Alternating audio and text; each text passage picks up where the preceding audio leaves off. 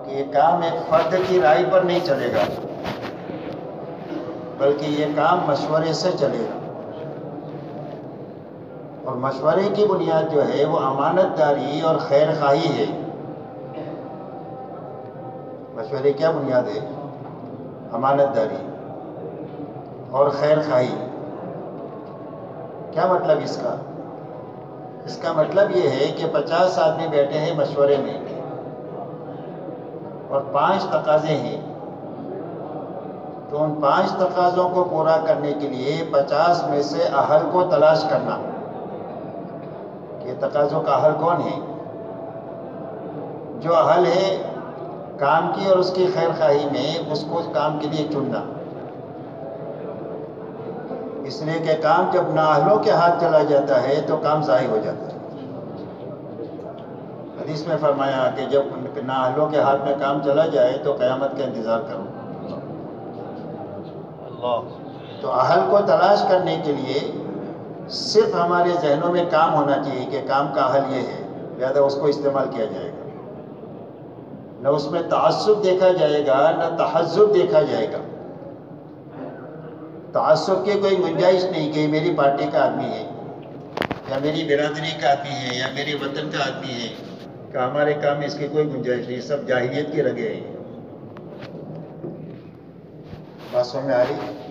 اس کے لیے تعصب کی کوئی گنجائش نہیں ہمارے کام میں، اور تحزب کی بھی کوئی گنجائش نہیں۔ تحزب کہتے ہیں پارٹی بندی کو، کہ ہمارے گروپ کا ہے، ہماری پارٹی کا ہے، ہمارا ہم خیال ہے، کہ اس کی ہمارے کام میں کوئی گنجائش نہیں۔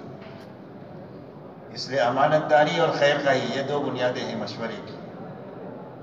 تعصب کی بھی اجازت نہیں ہے اور تحزب کی بھی اجازت نہیں ہے، عصبیت کی بھی گنجائش نہیں ہے اور پارٹی بندی کی بھی کوئی گنجائش نہیں ہے۔ اس لیے کسی بات فیصل کی آنکھ دیکھ کر رائے نہیں دی جائے گی، اور نہ رائے دینے والوں کو چہروں کو دیکھ کر فیصلہ کیا جائے گا۔ بات سمجھ میں آ رہی؟ صرف کام کو دیکھ کر کے رائے دی جائے گی اور کام کو دیکھ کر کے فیصلہ کیا جائے گا۔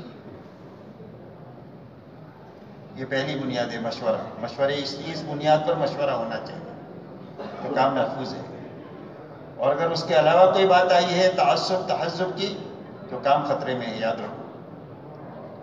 اور اللہ کو نہ کام کی ضرورت ہے نہ کام والوں کی ضرورت ہے، ہم کو ہر پل اللہ کی اور کام کی ضرورت ہے۔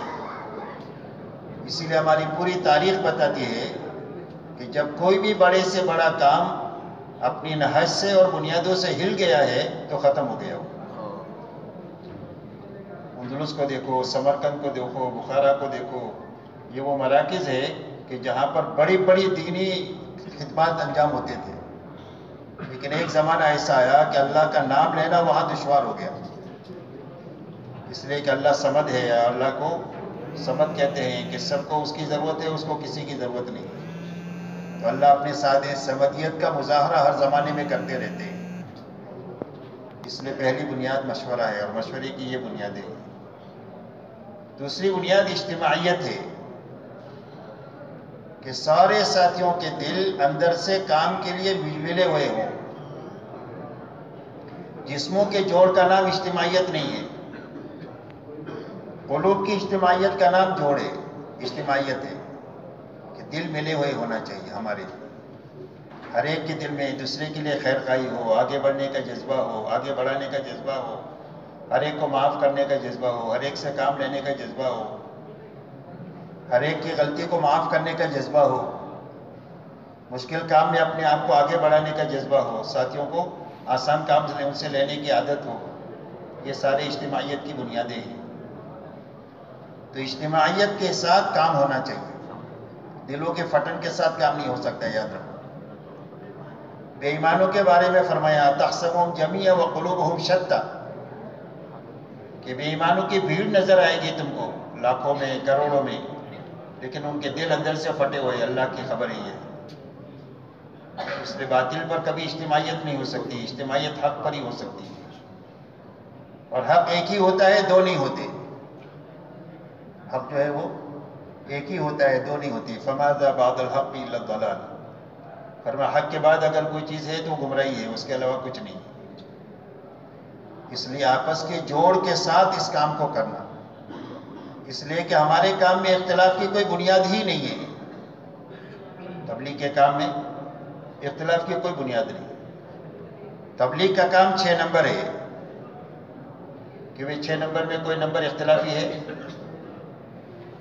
اور 6 نمبر زندگیوں میں لانے کے لیے 4 اعمال نبوت ہے۔ ان اعمال نبوت میں کوئی اختلاف ہے کہ وہ ہے؟ معلوم ہے نا آپ حضرات کو، تو یہ آپ حضرات بڑے ہیں سب۔ اور ان اعمال نبوت کو کرنے کے لیے نقل و حرکت ہے یا مقامی محنت ہے؟ یہ پورا کام میں بتلا رہا ہوں اپنا، یا تو نقل و حرکت ہے یا پھر مقامی کام ہے۔ اس کو کیسے کرنا ہے؟ مشورے سے کرنا ہے، اجتماعیت کے ساتھ کرنا ہے۔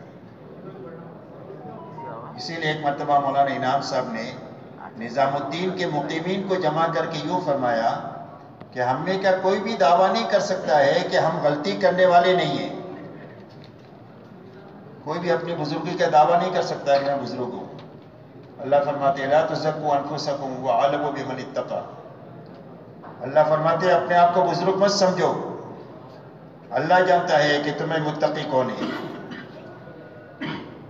تو فرمایا تم میں سے اور ہم میں سے کوئی بھی دعویٰ نہیں کر سکتا ہے کہ میں خطا کار نہیں ہوں۔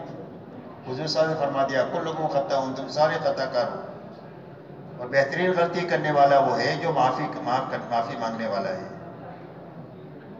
تو کوئی بزرگی کا دعویٰ نہیں کر سکتا، یوں فرمایا۔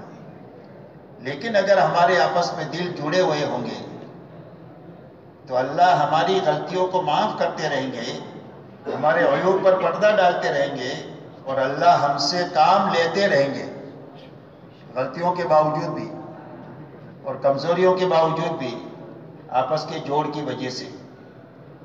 اور یہ فرمایا اگر آپس میں جوڑ نہیں ہوا تو چاہے مطلوبہ قربانی دے ڈالے، جو قربانی مطلوب ہے وہ، اور صحیح نہج کے ساتھ دے ڈالے اور اخلاص کے ساتھ دے ڈالے، تو بھی اس کا نتیجہ نہیں ہوگا۔ یہ دعوت کا جو نتیجہ ہونا چاہیے نا، وہ نتیجہ ظاہر نہیں ہوگا توڑ کی وجہ سے۔ اس لیے فرمایا اجتماعیت یہ دوسری بنیاد ہے کہ دلوں کے جوڑ کے ساتھ کام کرنا، آپس میں انتہائی محبت ہو ایک دوسرے کے ساتھ۔ مولانا سعید صاحب رحمۃ اللہ علیہ فرماتے تھے کہ لوگ تو اللہ سے ملک و مال مانگتے ہیں، اور میں اللہ سے ایمان والوں کی محبت مانگتا ہوں۔ اور یہ فرماتے تھے کہ جو ہر ایک سے جڑے، جو ہر ایک کو جوڑے، جو ہر ایک سے جڑ جائے اور ہر ایک کو جوڑ لے۔ ہمارا کوئی سرکل نہیں ہے، ہمارا کوئی سرکل نہیں کہ ہم اس کے ساتھ جڑ سکتے ہیں، اس کے ساتھ نہیں جڑ سکتے۔ ہم سارے ایمان والوں کے ساتھ جڑ سکتے ہیں، ہم ایمان والوں کے ہیں اور ایمان والے ہمارے ہیں۔ اس لیے فرمایا جو ہر ایک سے